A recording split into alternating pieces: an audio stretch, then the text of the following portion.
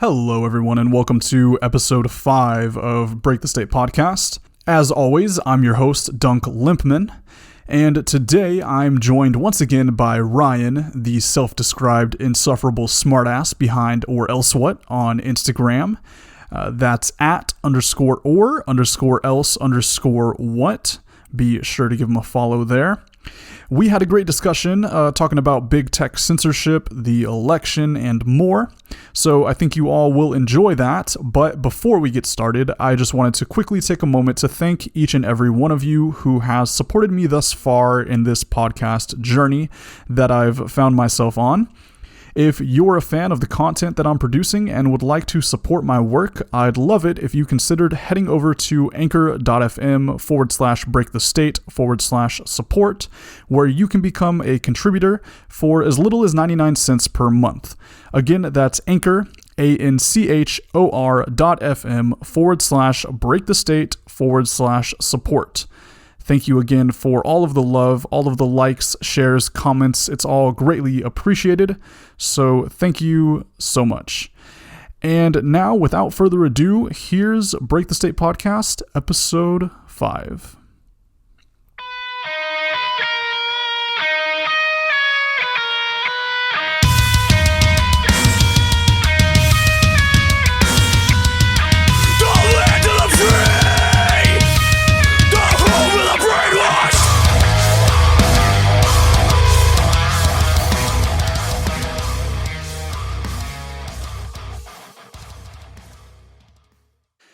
All right, this is Break the State Podcast, episode 5. I'm Dunk Limpman, and I'd just like to start today by saying happy Election Day to all of my fellow Americans. I think we should all just take a moment today and stop and appreciate how truly lucky we are to live in this great nation. So if you will, please join me in a moment of silence as we reflect on all of the freedom and liberty that we enjoy as United States citizens. And joining me today on the podcast, we have Ryan, aka Or Else What from Instagram, back on the show. Ryan, what's going on, man? Not too much, just hanging out, and I hope everybody is making it through this election day and, peacefully enjoying themselves. Hell yeah, man. Just to fill everybody in, we're actually recording this on Sunday, November 1st, but for anybody listening right now, this is airing on Tuesday, November 3rd, 2020, Election Day. So I appreciate you coming back on the show, man, especially on kind of short notice. With everything going down in the Instagram world to fill the audience in, even though I know the vast majority of my audience comes from Instagram. But for anybody that's not aware, I was actually supposed to have a different guest on today's show, the Marauder Project from Instagram, and we were going to be discussing property rights in a stateless society, things like homesteading and what might happen in the national parks without the state, etc.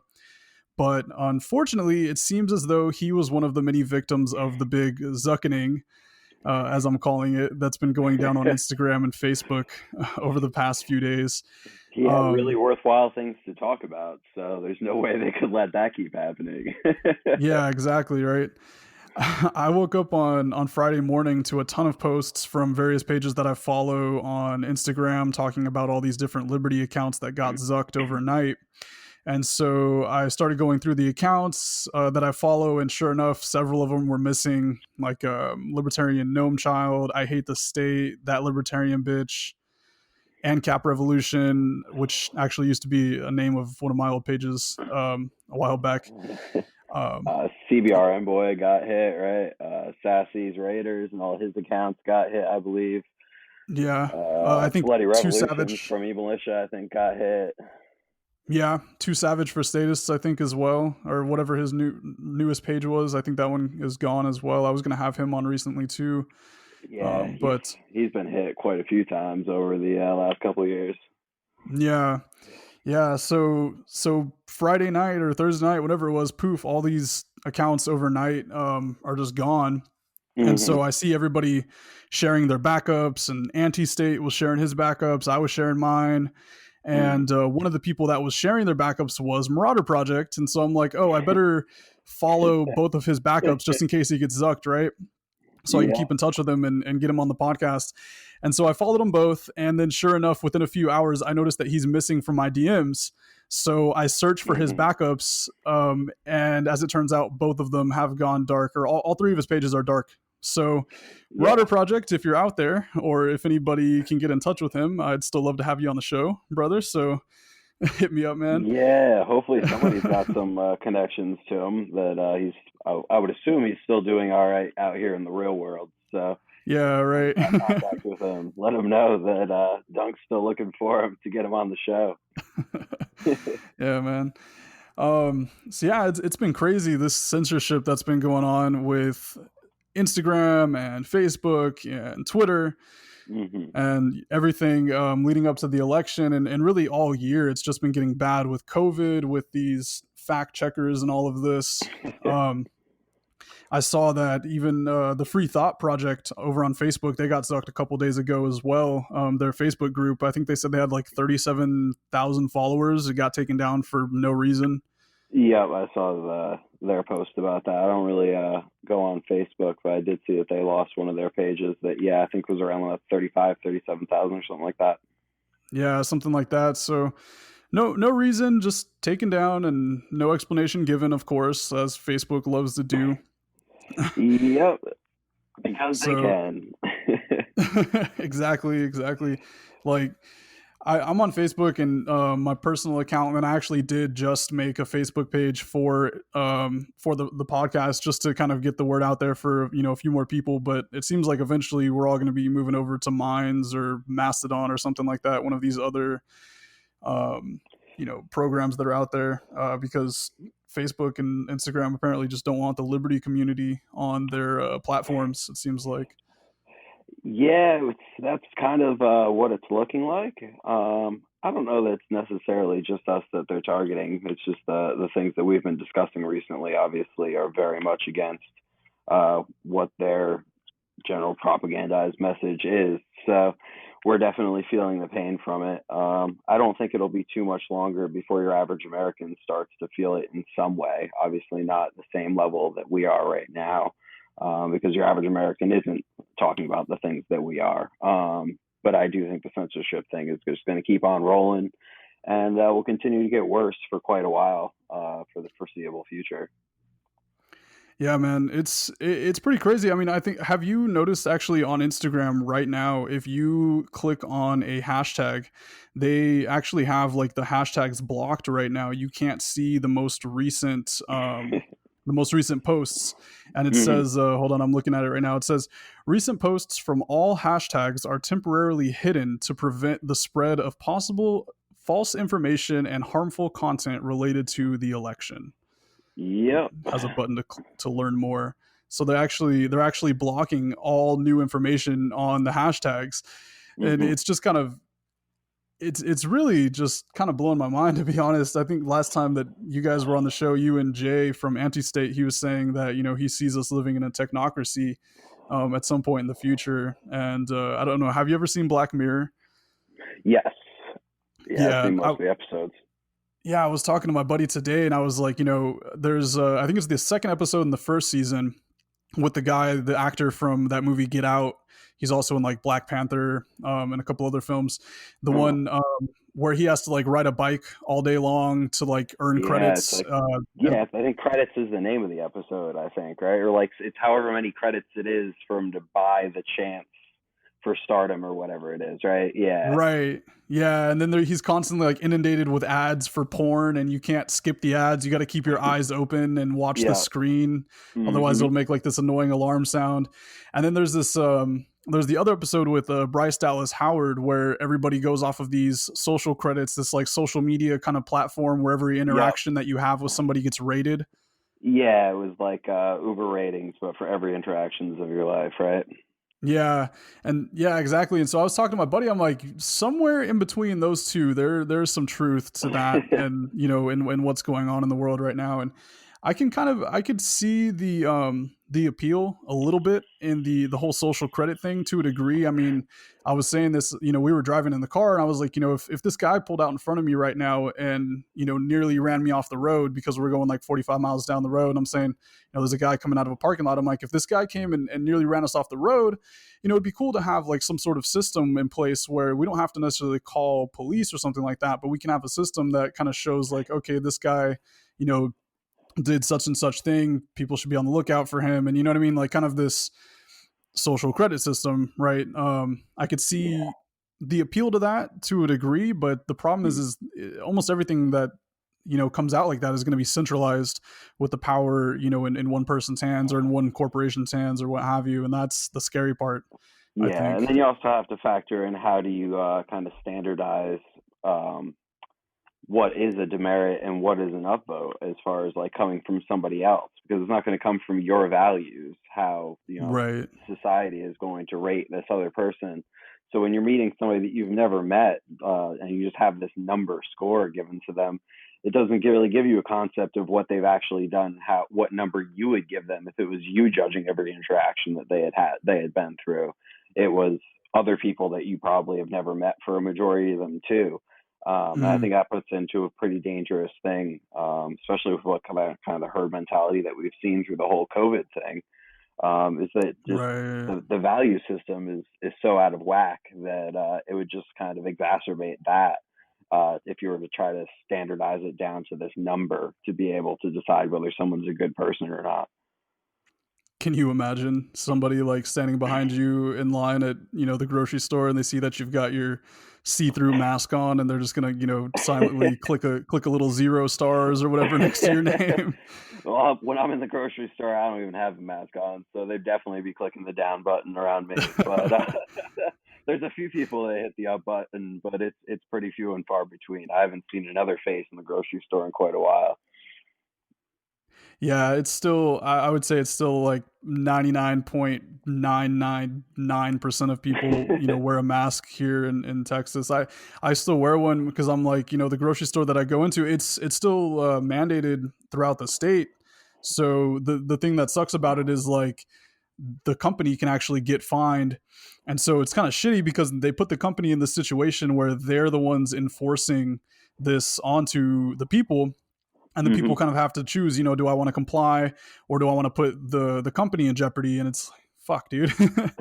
so so I'm just like, Yeah, well, yeah, that's really what it comes down to, though, and I mean, that's part of why I don't wear it in the grocery store too. Is if yeah. they want to enforce this thing that they know, like that they don't want to, I mean, somebody's got to challenge it someplace, or else it just is going to be, and I'm not willing to accept that. Yeah, for sure. I think more and more people are starting to get fed up with it. And I know we're kind of like devolving into what our last conversation was about, Yeah. but I do want to say I went to a little festival recently, and I think like 60% maybe of people didn't have masks on, maybe 50%, something like that. It was outside, granted, but I can't Hmm. tell you how sad it is that I was so happy to see so many faces Hmm. not covered up. So And I it think a lot of people have forgotten that at this point. Just in interactions I have with the public at this point, like they don't remember, they don't even miss it anymore because it's been so long since they've been able to be in a space and to see a bunch of like other people's faces at once, or like just to see a bunch of smiles even. mhm, I think it would be really powerful if they could experience it just once. I think it would really change things as far as how people are handling it if they just did go back to living normal for one day. I think it would be so right. hard to get us back, but we've just been the boiling frogs for so long that people are Mhm. going to keep masking up until they're told to take them off. Yeah, and God knows when that's going to be. One of the pages I follow on Instagram just posted recently about a school that has decided to make their mask mandate permanent. So I don't know. I mean, just Ugh. permanent. Like, is that just forever? What the fuck is that? Yeah, that's wild. Those poor children. I have a discussion, with my son all the time about the masks, and as soon as he walks out of school, I pull it off of him. I'm like, you don't need to keep wearing that, buddy. I've told you.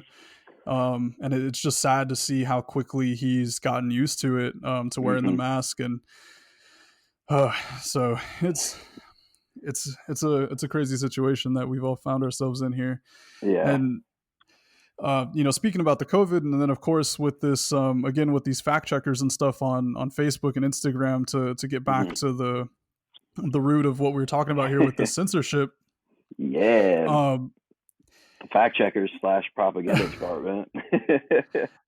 yeah, so I think it was Dave Smith had brought something up recently on his show, part of the problem, and Hmm. he was saying that a lot of libertarians and like proponents of free speech, or rather of the free market, have this bad habit of saying, well, it's a private company. Anytime these big tech companies do something that people aren't happy with, and I've done it Hmm. myself, um, you know, well, it's a private company, so they can do whatever they want. And I think he said he actually got it from, who was it, Michael Malice. He was saying something about, if a restaurant brings you cold food, you're not just going to say, oh, it's a private business, they can do whatever they want. Exactly. You're gonna want them to recook your food, or refund you your money, and you're gonna probably tell people how dissatisfied you are with the service that you got from this restaurant. So it's the same thing with these big tech companies. Yes, it is a private company to a degree, but at the Hmm. same time, a lot of them are receiving federal subsidies, and they are in bed with the state. A lot of the times they are, Hmm. backing up the state in the information, the propaganda that they're putting out there. They're Hmm. being, the fourth branch of the government, as the media has been referred to many times. And now it's not as much CNN and Fox News that are in that position. It's more so Facebook and Instagram, because that's where the majority of people get their information from. Hmm. So I think it's not enough for libertarians and anarchists and the like to just kind of throw our hands up and say, yeah, fuck it, it's a private business. I mean, of course, we're gonna, like I said, we're gonna probably end up moving to different platforms like Minds and Parlor and what have you. But at the same time, I Yeah, think it's important. that's what my Go ahead. retort to that would be. Is it okay to say it's a private business and that they can do what they want? I don't really take issue with that aspect of it. But to just throw our hands up and accept it, that I think is the problem. To just go, oh well, that's just the way it is. No, the way that we win is to find better solutions. We're not going to. You can't just dismantle the state or the social media game or anything like that and replace it with nothing. You have to. The best way for us to move forward is to find alternative solutions that are better. So I think that's what we're going to do at some point. At least the people that care enough about it. I don't think that's going to be a huge percentage of the population. I think plenty of Right. them are going to stay right where they're at, and they will keep on taking it for quite a while as far as the censorship goes, because it's not really impacting them all that much.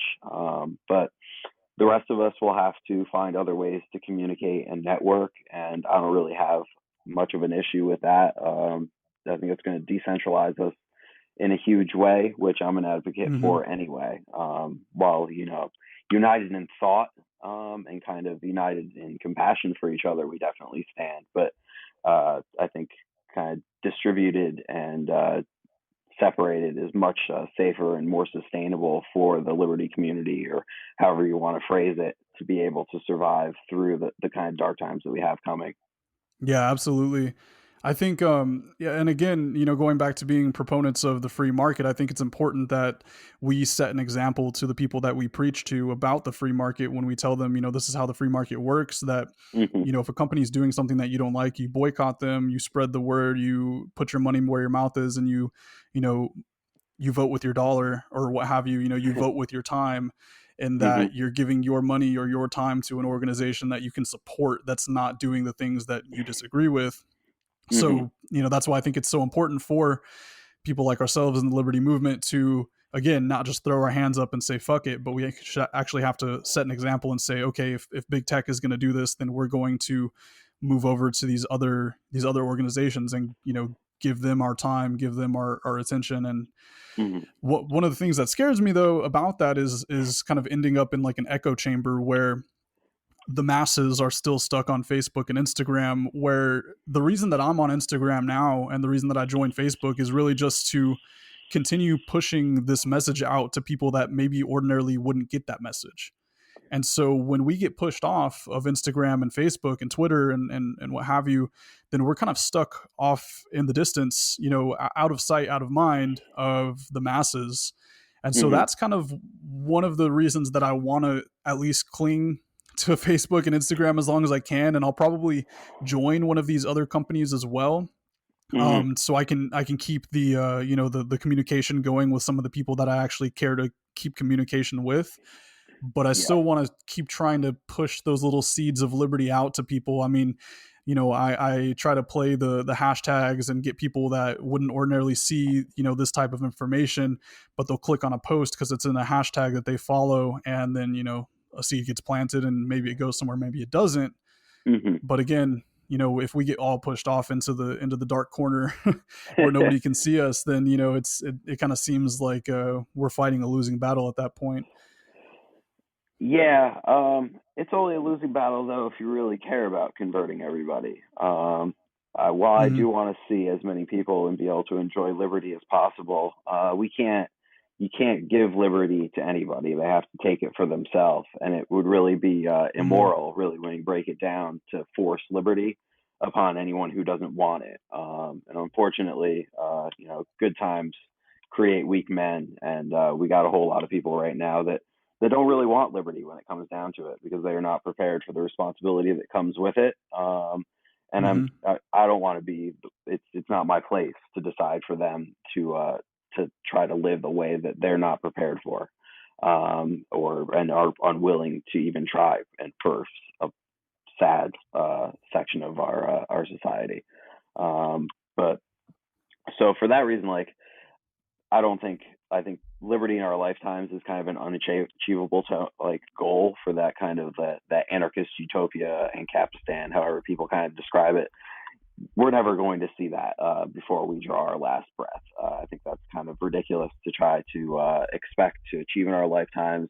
And while that's a hard pill to swallow for a lot of people, I think it's one that we really need to instead just focus on how you can achieve the best level of liberty for yourself and for your community. And then if you have children, how to make it so that they might have more liberty than you, regardless of how much freedom your neighbor or someone in a different part of the planet, whatever the geographic separation might be. We just each, as individuals, have to secure that liberty and security for ourselves. Yeah, yeah, absolutely. I definitely see where you're coming from in that, and I agree. I think the thing is, I don't necessarily know if I see it as forcing somebody to accept liberty, as much as it is just kind of waking them up to an understanding that they didn't previously have. Because if it wasn't, like, for instance, for my uncle who woke me up to conspiracy theories and all of this, that got me into this rabbit hole of conspiracy theories that led to libertarianism and anarchism and all of this. If it wasn't for Mhm. him, I would probably, God, I hate to say it, I would probably be like voting for Biden right now or something. Like, I was kind of headed towards that kind of leftist liberal, college student kind of mentality. I would imagine, as terrifying as to say that. So I still think it is important just to, like, spread the seeds, as much as possible. Mhm. But yeah, I do agree with you in that. Are we going to see liberty in our lifetime? Probably not. Probably not. No, and I agree with you. Instagram and Facebook are a great way to plant those seeds and to put ideas in front of people in a way that they might not have seen it before. But I don't see it being that big of a loss if even if we do lose a huge section of being able to billboard to the general public, like you said, with the hashtags and stuff like that to draw Hmm. people in. I don't think that that was ever going to be the big difference maker to be the great awakening in the world to the idea of liberty. Was it planting some seeds here and there? Yes. But what's really going to make the difference is going to be action in the real world. And that really goes back to living a good life and being a moral person in your everyday life, and having people see that in the real world. Because as much as we all are invested in Instagram at this point, it's really not. it's not real life. So no matter what Right. somebody posts or what they read on Instagram, none of that really matters in making any of our lives better until they start to do action in the real world. And what impacts action in the real world more than anything is the actions that they see in the real world. So Hmm. it really comes down to that consistency and living by kind of the principles that we enjoy in our memes on a regular basis. Yeah, absolutely. I think that's a good point that you bring up. Just the action, and showing people what it means to be free. Which is, I think it's great that you walk into a grocery store without a mask and all of this. And I think more people need to do that. It's something that I'm like struggling with myself because I'm like, fuck, man, I come into this grocery store every day. I can't like have them kick me out, and then I'm like, I don't have a means to like get eggs otherwise. Shit, But like I'm they gonna have won't to. kick you out though. As long as you're not a dickhead about it, they're not gonna kick you out. I promise. Try Mm. it. Walk in there with your shoulders back and a smile on your face. Things will be all right. And if somebody approaches you about it and they say, hey, we would ask that you put a mask on, you just say no thank you. I mean, you can say medical exemption if you want to go that route, which is Right. totally valid. But most of the time, all you have to say is no thank you, and they'll usually drop it at that point. People are after the path of least resistance, and once the Hmm. path of least resistance isn't to ask you to put a mask on because you resist, usually they move on. And when you really dig into, I don't know what the actual laws are where you are, but even here in New York, where the mandates and everything like that are some of the strictest, it's not law, it's not enforceable. So like you can say, call the police. Like all they can do is say that you can be held for trespass here, at least. I mean, Hmm. a private business has the right to say put a mask on, and they can call the police. I'm sure that'll get tried in court at some point. At least I hope so. Somebody will stand up to it and say, "No, you can't tell me that I can't come in here without a mask on." But Right. up until right now, it really isn't enforceable, and they can try to, but we'll see. But I haven't really any resistance at all at the grocery store or a lot of other places that I go, even with nobody else doing it. Yeah, that's surprising, especially being that you were in New York, and kind of the stories that you were telling me last time. I'm surprised that you don't get harassed about it. I mean, I think Yeah, it was the very last day before it got mandated here, and well, it got mandated, and they said, okay, you have until like Friday and this date, and then on Saturday is when the mask mandate goes into effect. And I'm sitting there thinking like, okay, so between now and Saturday we can't catch it, or how does that work? yeah, But anyways, as soon as or it's the day before the mandate goes into effect, and I walked into a grocery store and I wasn't wearing a mask, and I have all these people looking at me, and I hear a lady under her breath, she's like, isn't it mandated now? And her employee's like, no, that's not until tomorrow, it doesn't count until tomorrow. So yeah. so I don't know, maybe it's just different culture or what have you, but No, yeah, I mean, and it was I'm like getting that fed at the up with. beginning. I definitely, Mhm. the amount of resistance that I've faced has definitely diminished recently. Like, I did get more people Okay. speaking up in weeks previously. It's kind of fallen away. I don't know Yeah. whether at this point, like, so many people saw like the shaming going on that they just like assumed that nobody would be so bold as to not wear one without like a valid medical reason that even their insane brain would accept with the Right. non-logic that they've got going on to have them put the masks on in the first place. But I really don't get pushback too often from it at all in the last week or two. Um, the only places that they like I've seen them be crazy strict would be like the health food store will like definitely kick you out. That's right near my house. Mhm. Oh, So yeah, like like my a Whole girlfriend, Foods type of place. yeah, yeah, or like even the one near me is like a locally owned like small place. Right.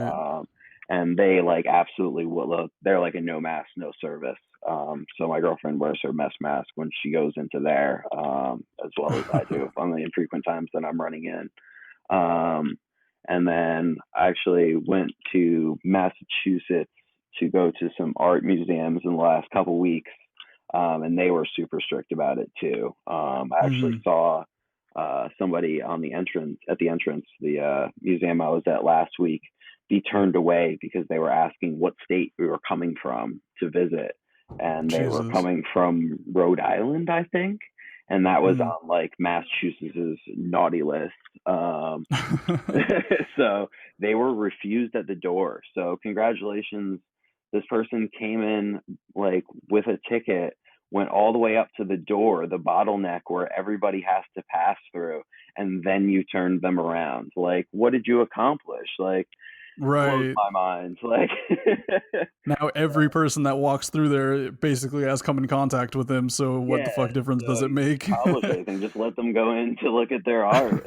But Yeah, there's no like logic on in a lot of this stuff. It's just really just mental ridiculous. gymnastics, yeah. But Exactly. So a lot of people I know say that they think all of this is going to go away with the election. You know, if Trump gets back in or if Biden gets in or whatever their reasoning is, all of this mask stuff, all of this COVID stuff is just going to kind of poof away. What do you think like and just with the election in general, what are your thoughts with all of this coming up? You know, as people are listening to this right now, again, it's Tuesday for them, so they're probably like keeping an yeah. eye on the numbers to see who's going to win. You know, what are Well, your I mean, thoughts and predictions? well, I don't think that we're going to get an answer to that today for all of you listening. I don't think you're going to have an Agreed. answer tonight, everybody listening. It's not Yeah. going to happen. Even Instagram is warning you, at least they were on mine a couple days ago. I can't remember what the exact wording of the message was, but it was saying like, so vote counts take some time, especially Mhm. with the mail-in votes. So it might take a little while for everything to be counted, and that means that everything's normal and is working as it's supposed to be. And I don't. I mean, I'm not like an old guy, but I know that very few elections in my lifetime have not been decided by 10 or 11 o'clock at night generally here Yeah. on the Coast. So I don't know that that necessarily means everything is normal. Maybe they're like averaging it off of like back off of the early elections when it used to take 2 months for the mail to deliver what the vote counts were from the far ends of the country because we didn't have instant counting like we do now, basically. But Right. I expect it to be a shit show, personally. Um, I don't. I think both sides will probably claim victory. Both sides Mhm. will probably viciously claim that the other side is false for claiming their victory, and it will be heavily contested for a good while. Is what my guess is going to be.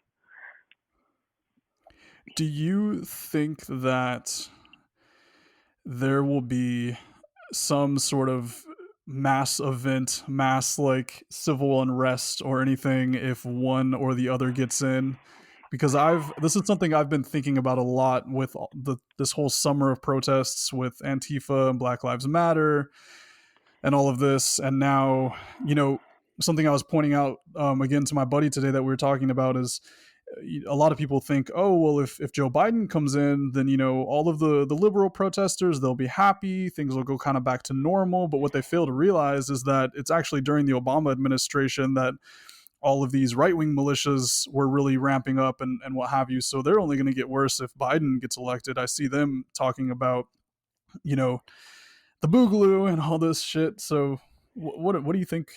What do you think about I that? don't think that we're going to see crazy amounts of violence in the Mm, next couple of weeks. I think that we'll see a lot of talk. I think you'll see yeah. a ton of talk both on the social medias and just people in the media fanning the flames as they always do as when scenarios like this happen. But I don't think you're going to see too many people actually going to war. I know a lot of people like literally are predicting, civil war if X candidate wins, civil war if this candidate Mm, wins. I really don't see that happening. I don't think that we're going to see, at least not at this point, like a civil war happening with some front lines here or there. It's really just not going to come down to that. People are not prepared for that. People don't want to engage in that. They're both sides of elitist mentality have, hung on this election that it's going to be their justification to be able to follow through with whatever they think is should be done about COVID or whatever other issues are big in their mind. And they're going to Right. fight hard to try to make it so that that can be a justified state violence to make those things so. But the population of America is is not ready to go out in the streets and fight hand to hand or gun violence with each other. That's just not going to happen unless things get Yeah. much worse. I think until the people are hungry, they're not willing to engage in violence. Hmm. Yeah. Well, I mean, with the way that grocery prices and things have been going up due to all this Oh yeah, bullshit lockdowns from COVID and all that, I mean, that could be closer than we'd like to think it is. Also, people going hungry. That yeah. is, I think it's but closer than a lot of people realize, and it's something that I think people should be yeah. preparing for is to know where your food's going to be coming from for the foreseeable future, and staying on top of your finances to be able to continue to provide that for yourself. Because Mm, we've pretty much all living in this country have lived a pretty comfortable life. So we have to remember that that's not the normal state of yeah. living in this universe, and that can end at any moment. And it very well could pretty soon. And at that point, you could definitely see widespread violence and civil unrest on a grand scale, for sure, once the food starts to run short. Yeah, that's something that I appreciate you bringing up is that this is not the natural state. And that's one of the posts that I've made is, poverty is the natural state of existence. Hmm. And again, something that we touched on the last time that we spoke is that, you're born with nothing Hmm. and nothing is just granted to you, but we happen to live in a time and in especially in this country and in other western and developed countries where we can just drive over to the supermarket and pick up some bacon and eggs and go Hmm. home and make breakfast and everything's just la-di-da so dandy and what have you, but nobody has this self responsibility, and I can say I'm one of those people. I go to work and I come home and I go grocery shopping and I do all these things just like everybody else does. So I'm probably going to be just as fucked as the next guy, if something were to go down. But I'm definitely being more conscious about it now, seeing the signs, everything that's going on. I saw a post recently that I really liked is, if you're not spending an extra, 10 or $20 every time you go to the grocery store to stock up on beans and rice or what have you, you're Yeah, fucking up non-perishables. Yeah. basically. Hmm. Yeah, it's a huge amount of money that's already been printed. Inflation is a very real thing. Hmm. I think a lot of people listening to this probably have studied economics in some way, and probably understand that inflation is real and will have a real effect on the population. And if you start taking a look at the Yep. numbers of how much money has been printed in the last year, got to show up eventually, and it's going to hurt Hmm. those who are the most vulnerable first, which is the worst part of it. That people have been running around feeling like they're saving the planet with all the changes that we've made in the last year, from preventing people Right. from dying, and they don't want the vulnerable people to die. But crashing out the economy has real consequences, especially when you're putting a bunch of inflation on top of it. It's a dangerous game that we're playing, and it's going to be the people who everybody acts like they're being the most compassionate towards. The people that were impoverished before all of this happened that are going to be hurt the worst, and that's Right. that's the real sad part of it, in my opinion. Yeah, and you brought up the people that are the most vulnerable. Well, that's going to be the mass majority of people, especially in these first world countries, because like we've mentioned, we're so used to just getting up and going to the grocery store. So Hmm. they want to save the most vulnerable by shutting down all of the businesses and all of these things to keep people safe, when in reality it's just going to backfire and put everybody in a worse position. you Hmm. know Tell grandma to stay home, go pick up her groceries and take them to her. Everything is going to be fine. We don't need to collapse the whole fucking economy Hmm. and put millions of people out of jobs. The entire entertainment industry is struggling. Not the to you mention know that the same grandmother is probably retired and is on every retired person's favorite catchphrase of fixed income. You know what I mean? Yeah, How does a fixed income exactly. fit in with crazy inflation? Not well. Mhm. Grandma needs to eat still, and whatever her stipend was isn't going to go as far. You can already see it in the grocery store, like you were mentioning, the prices going up. Yeah. The grandmas that we were so concerned about saving are now going to need extra financial assistance from others when they wouldn't have otherwise, or are going to be at risk of early death because of malnutrition, and that's a sad reality to face Yeah. too. I think a result of this is we're gonna see a lot of families, staying closer together, where grandparents moving back in with their kids, and kind of three generation households and stuff like that. How it was in the past, Hmm. because people didn't have the luxury of living alone, and the kids moving out at 18 and what have you. They had to Hmm. stay in the house with the family, and keep providing for the family, because everybody had to pitch in to be able to survive. Hmm. So I definitely think that's something that we could see a lot more of, if not Yeah. even worse, you know? Hmm. Yeah, and that might not even be the worst thing. I mean, that's if we look back through history, I think a lot of the most successful societies that did live, that lived in probably a more moral way than we do now, and probably were Mhm. happier on the average, were strong family units that lived together for their entire lives, and worked together with other family units. And if it pushes us back towards that, then great. Not to ever say anything positive about all the dumb things that we've been put through in the last couple Right. months to a year.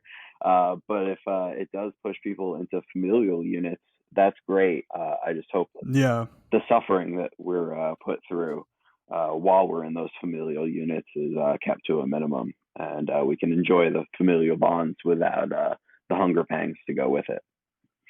Yeah, yeah, I totally agree. That's a good point. I think that, people were a lot happier, um, in the past, Mhm. than they are now. Of course, suicide rates are ridiculous. Of course, not just with COVID, but just in first world countries. I think people Mhm. were happier in general when they have more family. They're closer together. They're not as spread out with the social media and Mhm. the jobs that are on the other side of town, and everything that's keeping them so busy. I think when people were in these closer, tight knit little communities, that they had kind of more to live for, I guess, in a sense. You had to watch out for one another. You had to be there to take care of one another. So you really had that responsibility that kept your mind from Mhm. wandering off in these dark places that do affect a lot of people.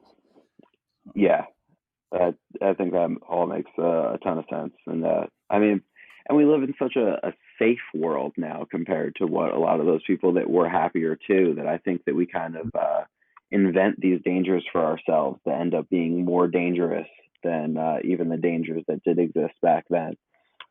Yeah, the solutions are more dangerous than the actual dangers a lot of the times. Exactly. Hmm.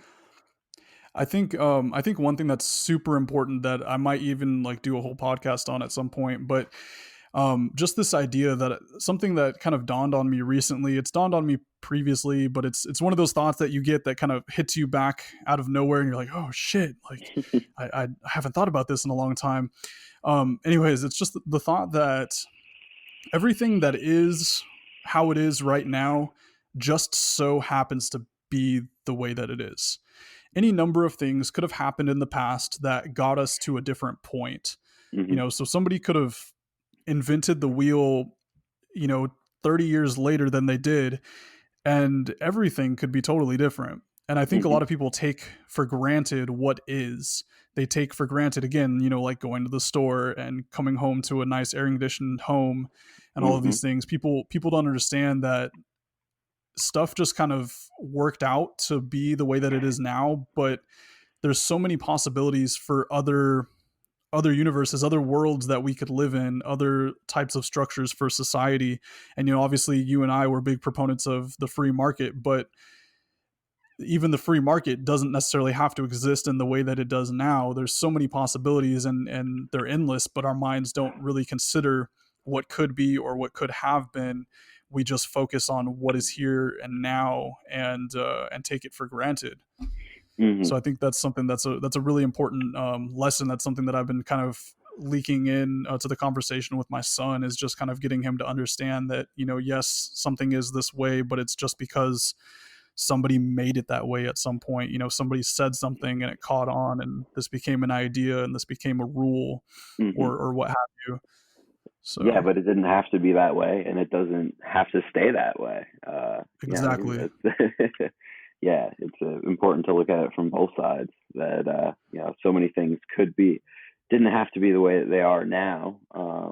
And that's not to say that there isn't a whole lot to be said for appreciating what things are too. You can't Right. live in some pie in the sky either, where you're like, yeah, I'm sure that's how it is, but it doesn't have to be. So I'm pretending that it's the way that it is otherwise. We can't live like that, obviously, either. But it is definitely Right. a good concept to keep in mind on both aspects. That things could have Yeah. been completely different to be way worse or way better, and that we are here now to be able to have that influence, to be able to steer them towards what could be Hmm. better, regardless of what it is now. Yeah. Yeah, absolutely. Well, hey man, we are getting up to about 45 minutes. I think this has been a good show so far. Was there anything else that you wanted to bring to the table tonight before we cut it out? No, I think we kind of covered everything that was on my mind that we kind of discussed beforehand as possible topics. I didn't have any groundbreaking thoughts earlier today or anything that I feel needs to be brought out to the people. I hope that everybody, like I said, is enjoying a nice, peaceful day on election day, and that Yes. things don't get too hairy on the way out of Yeah, definitely. Happy election day, everyone. Go it. out and vote. Oh, or Or it's don't. probably too late now. Or Oh don't go shit. out and vote. Well, hey man, I appreciate you coming back on, and of course, I will love to have you back on a future date.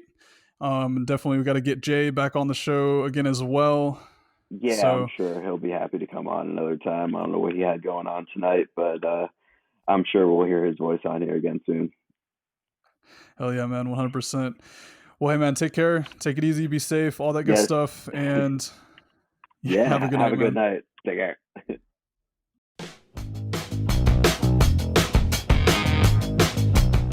Thanks for tuning in to Break the State podcast. If you want to support this show, you can do so by becoming a contributor for as little as 99 cents per month over at anchor.fm/breakthestate/support.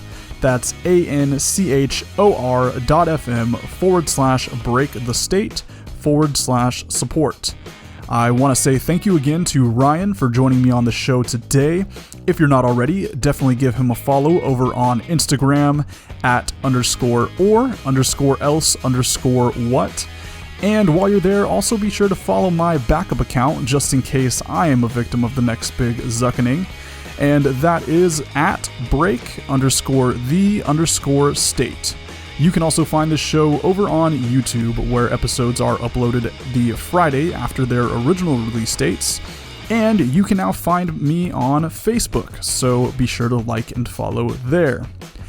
And that's going to be it for me today, y'all. So until next time, remember, a man is no less a slave because he is allowed to choose a new master once in a term of years. Lysander Spooner. Peace.